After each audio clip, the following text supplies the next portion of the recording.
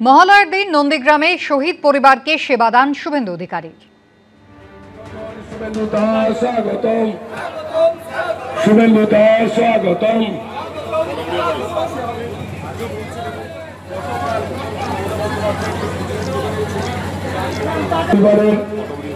শহীদ পরিবারের প্রত্যেক পরিবারের প্রিয় আপনজন শহীদ মিনার প্রাঙ্গণে শুভেন্দু দাস স্বাগতম।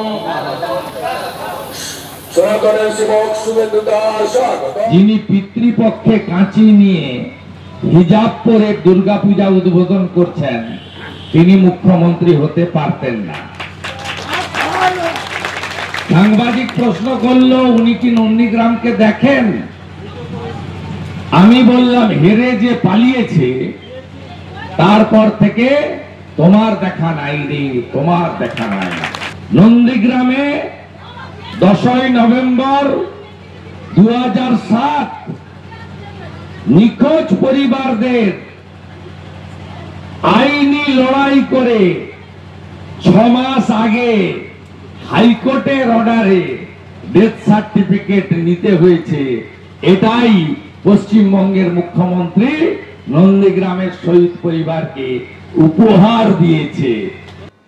গতকাল বৃষ্টির মধ্যে একাধিক পুজো প্যান্ডেল উদ্বোধন করেন মমতা বন্দ্যোপাধ্যায় এবং সেখানে ভিন রাজ্যে বাঙালি হেনস্থার অভিযোগে সরব হয়েছেন মুখ্যমন্ত্রী। বাংলায় কথা বললেই কি অত্যাচার সহ্য করতে হবে? সকলেরই নিজের মাতৃভাষা আছে, সব ভাষাকে সম্মান করুন। আমাদের এখানেও পরিযায়ী শ্রমিকরা কাজ করেন, প্রত্যেক মানুষের নিজস্ব মতামত আছে। সবাই ঐক্যবদ্ধ না থাকলে দেশ ভাগ হয়ে যাবে।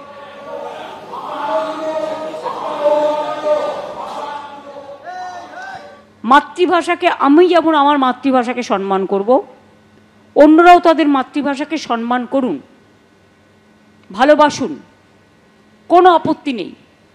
কিন্তু বাংলা ভাষায় কথা বললে তার উপর অত্যাচার করতে হবে, এটাই আমি একমত নই। আবার 22 লক্ষ আমার বাইরে কাজ করে, কিন্তু সেরকম এখানেও কিন্তু মনে রাখবেন 1.5 crore 1.5 crores they are working in Bengal. I am very happy. আমাদের একসাথে বাঁচতে হবে।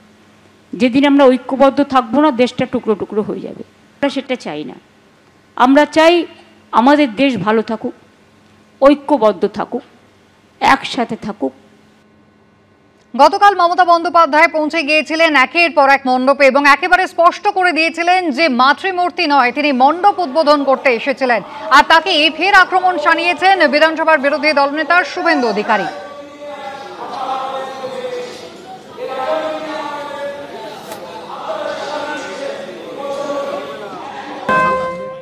পরম্পরা মেনে বিপক্ষে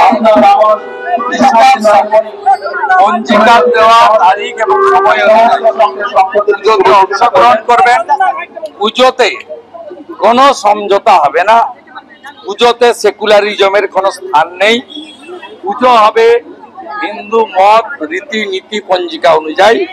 তার বাইরে উৎসবে সবাই সামিল হবেন এবং নিশ্চয়ই আনন্দ উৎসব, সাংস্কৃতিক অনুষ্ঠান এবং আমাদের হিন্দুদের, বিশেষ করে বাঙালি হিন্দুদের সবচেয়ে বড় পুজো দুর্গা পুজো সুখকর হবে, মধুময় হবে।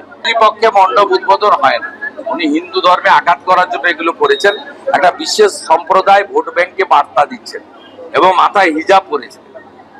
বৃষ্টি পড়লে ছাতা দেওয়া যায়, তার জন্য হিজাব লাগে।